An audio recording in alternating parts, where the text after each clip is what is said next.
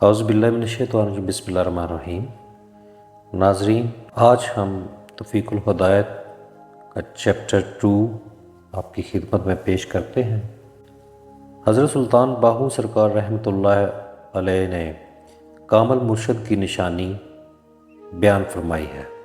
آپ فرماتے ہیں کہ کامل مرشد وہ ہے جو طالب اللہ کو پہلے ہی روز انتہائی مراتب تلقین کے شروع ہی میں عطا کر دے، جس سے طالب لا یحتاج ہو جائے اور ظاہری کوئی شے اس سے مخفی اور پوشیدہ نہ رہے۔ مرشدی اور طالبی کوئی آسان کام نہیں، بلکہ مرشدی اور طالبی میں تلقین و تعلم، معرفت و توحید کے بہت بھاری راز ہیں۔ یہ مردوں کی راہ ہے۔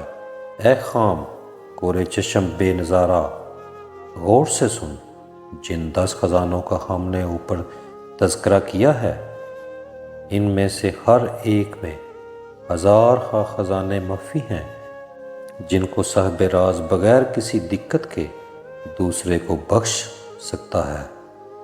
یہ ان کا نصیب ہے اور یہی راہ کی درستگی ہے، لیکن کم حوصلہ اور احمق کے لیے ان خزانوں کا معلوم کرنا سراسر گناہ ہے، کیونکہ یہ راہ توحید اس میں اللہ ذات کے حاضرات کے سبب ہاتھ میں گویا ایک چابی ہے۔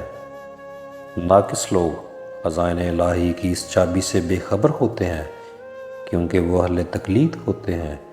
اسی لیے اہل توحید اور اہل تقلید کی مجلس کو یہ چابی راست نہیں آتی۔ کلید سراسر جمعیت ہے اور تقلید بے جمعیت پریشانی ہے، بلکہ اہل تقلید جاہل اور حیوان سے بھی بدتر ہوتے ہیں۔ حضور اکرم صلی اللہ علیہ وآلہ وسلم نے فرمایا، انسان اور حیوان میں صرف علم کا فرق ہے۔ اس علم سے مراد علم معرفت قرب الہی ہے، اللہ بس ما سوائے اللہ حوث۔ اقسام پیر 4 طرح کے ہوتے ہیں: عام، خاص، خاص الخاص اور اخص، یعنی خاص سے بھی پیارا۔ جب پیر انتہائی مرتبہ کو پہنچتا ہے تو میرا اعتقاد ہے کہ وہ اخص کہلاتا ہے۔ یقین ہی اللہ اور عارف باللہ ہے۔ طالب فقیر پر پہلا فرض یہ ہے کہ وہ علم تکثیر کو عمل میں لائے اور علم تکثیر کی قوت سے علم اکثیر، اور پھر علم تکثیر اور علم اکثیر کی قوت سے علم روشن ضمیر اور علم تصور اسم اللہ ذات اور اسم اللہ ذات کے تصور کے ذریعے عین العلم علوم حی القیوم حاصل کرے۔ جو شخص ابتدا ہی میں یہ چاروں علوم عمل میں نہیں لاتا، وہ عامل کامل نہیں بنتا اور ہرگز فقر کے مرتبہ کو نہیں پہنچتا۔ کیمیا کی 3 اقسام ہیں: کیمیا سیم و زر، کیمیائے تاثیر نظر اور کیمیائے امر۔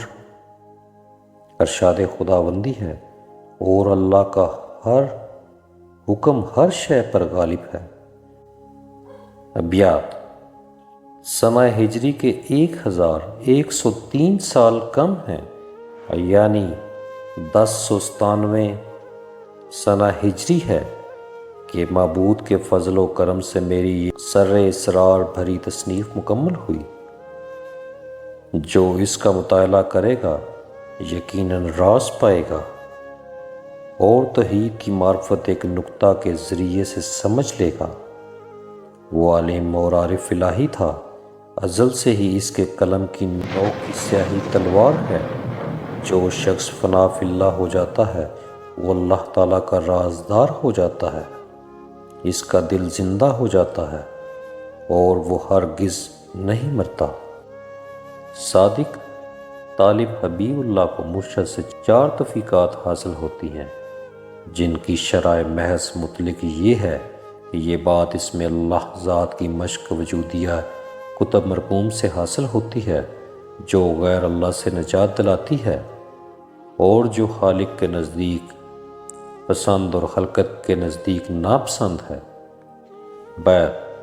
جو اللہ تعالیٰ کو پسند آ جائے وہ پاک ہے، اگر وہ خلقت کو پسند نہ بھی ہو تو کیا مذائقہ ہے۔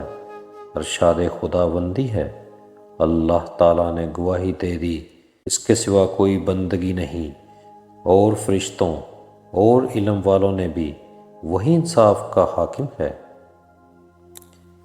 شرح مشق: اے طالب صادق، اچھی طرح جان لے کہ مشق محبت الہی کا مغز اور معرفت الہی کا خلاصہ ہے، اور مشق ہی سے دائمی معراج اور شرف دیدار اور حضوری مجلس محمد رسول اللہ صلی اللہ علیہ وسلم حاصل ہوتے ہیں۔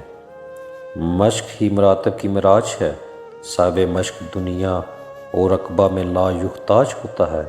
صاحب مشق اولیاؤں کا سردار اور مراتب مشق میں سرتاج ہوتا ہے۔ صاحب مشق مشاہدہ ربوبیت ذات لازوال میں ہمیشہ غرق ہوتا ہے۔ مشق کے شروع کرتے ہی پہلے روز معرفت الہی کے مراتب نصیب ہوتے ہیں۔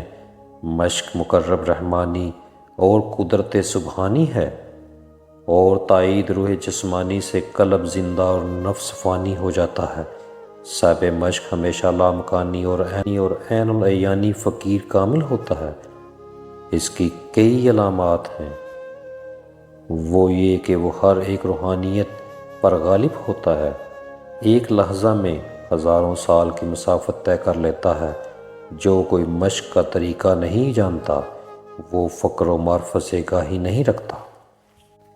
ابیات: جس کسی کو مشق راز الہی کا طریقہ آتا ہو، وہ خداوند بے نیاز کا عارف باللہ ہو جاتا ہے۔